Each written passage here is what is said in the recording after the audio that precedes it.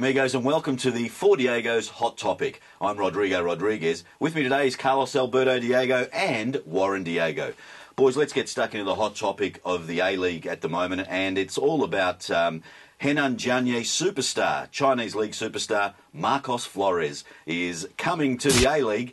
Carlos, there's a few people in Adelaide who have seen his signing at Melbourne Victory as a bit of a Judas act. Yeah, there's a lot of arguments to and fro between the Marcos Flores camp and also Adelaide United. Before we get on to that, I'd like to actually also declare that KFC Carlos is out and Valentine's Day Marcos Flores is in.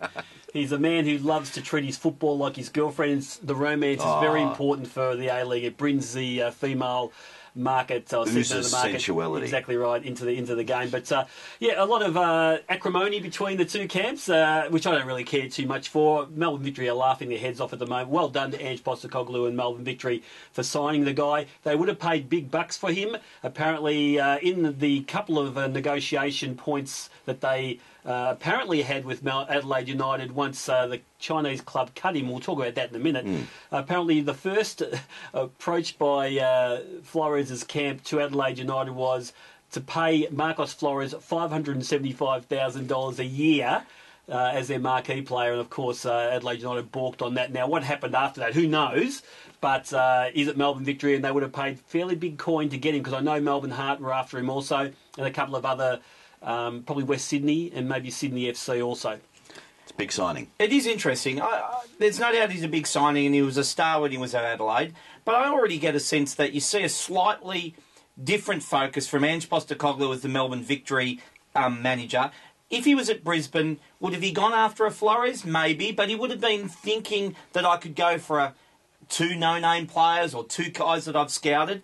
At Victory, I think Ange Postecoglou feels the need, after Harry Kewell's gone, to get a marquee player. Now, Flores is a marquee player that's going to fit into his style of football, and that's good. But Flores is more of a Thomas Broich than Harry Kewell was, and that's where I think he's got this template, and he's just plugging the templates, and I think he was looking for that Thomas Broich type player, and Flores is probably that, and a little bit more, I believe, at his best. Yeah, but I think I would have thought that if Ange Postecoglou was at a club with less of an image as what Victory have got, that he would have found a Thomas Broich, not a guy that had been in the A-League before. But no, make no mistake, Flores is a perfect fit for them in terms of he's a ball-playing, attacking midfielder type who can score goals.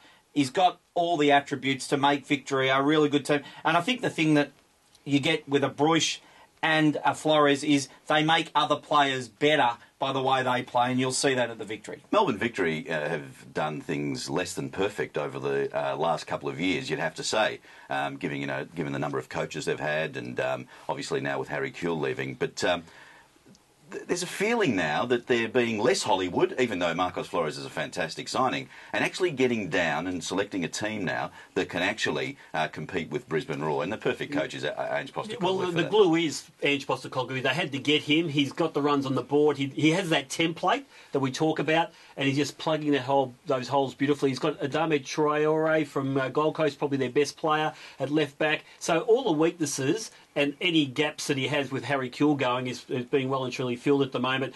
Big question though, guys. Let's not forget that Marcos Flores took probably a season to get used to things at Adelaide. He was pretty poor, almost on the way out, and that second season was where he really took over, and he did really, really well and won the Johnny Warren medal. He was cut by his Chinese side 3 or 4 months ago and asked to look for another club. Does that put any doubt in your mind about his ability to come back to the A-League and be the star that he was before he left? For me, yes. I mean, I think you have to say yes. Players of his quality are going to go somewhere in their career and be stars for a short period of time. He obviously comes to Australia before to Adelaide United looking to build a reputation, built it here in one season, took a bigger money signing in China, didn't work out there for whatever reason. But Nicholas Anelka's hitting fans at the moment in China because he's not getting a kick. So it might be actually quite a hard environment to do well in. But maybe, the type of football, he understands the culture of the game, he understands the opposition. Maybe he comes back, feels comfortable and can get to that standard again. And really, he's going to be given the keys to the car, as so to speak, in terms of Ange Postecoglou. He's going to run that team. And that's something that he might have liked. He mightn't have been getting that in China. So it's certainly a risk. But, as you say, the template's there for him to come back and be a good player for Melbourne Victory. And he's going to have a lovely car as well, isn't he? He's going to get a nice car to get those keys. A good Hyundai, possibly? Oh, no, I'm tipping that he'll get something just a little bit better than a Hyundai. Very quickly, guys, Adelaide United look very bad. The fans are turning on them because they didn't put in a big enough offer or didn't move quick enough to get him.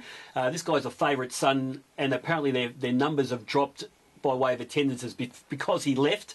How does Adelaide United respond now? Oh, they'll be hurting, Carlos. I mean, this is, as you said... They're hurting, but how are they going to respond? Oh, well, what can they do? Maybe, poach Archie Thompson? Well, they're going to do something that's going to excite that crowd. Well, I wouldn't say this to people if they're watching in South Australia, but I think Adelaide United fans need to get a life, Carlos, if you really want my opinion. I mean, one player is important, but they made the Champions League quarterfinals on the back of a really bad season. They're going to get players, and I think they're going to have a plan. Okay, you want to find a marquee signing, but if you look at the players that have come in, the Thomas Broiches, the Marco Flores, there have been no names beforehand. There's lots out there of that mix. It's about recruiting and finding the right one and them bringing excitement to the club. There's talk of Sergio Van Dijk wanting out also. That's a big, big blow for that club if that's the case. They've been talking about that for 6 months now. He was going to play in Indonesia, I think. Yeah, that's He can play for Indonesia. Yeah. So they turn over $6 million compared to the big club. Yeah, but there's a salary cap that even things out. That's a bit of a fallacy, that whole idea that Melbourne Victory got all the money in the world. It's salary cap management and list management, and Adelaide just weren't ready or prepared to do what it took to get Flores back. It's the resource you put into chasing that down, Carlos. It's the management, the structure, the quality of the off-field facilities and all that will attract players like Marcos Flores, maybe. I think Marcos would have been quite happy to go to Adelaide if they come up with the right And deal. let's face it, I mean, he's good, but they didn't break the mould when they made Marcos Flores. There's plenty of other players out there that Adelaide can go and chase that can bring that excitement to their club. No matter how you slice and dice this fantastic signing for Melbourne Victory, bad luck to Adelaide United, Marcos Flores to the Melbourne Victory. Can I put a protest in before we wrap it up? Oh, come on, hurry up, Carlos. Because this is Hot Topic 25, I think, or 26. 26. 26. Hot Topic 26. You are very poorly dressed, and I put a protest in. He's just come from his body balance class. And he's not wearing... unbelievable. That's my protest. Blue and green should never be seen. What's that? Except if there's a colour in between. You're the colour in between, sunshine. Well, you've got that red lanyard. But anyway, that's it for this week's Hot Topic. Until next time, Olé!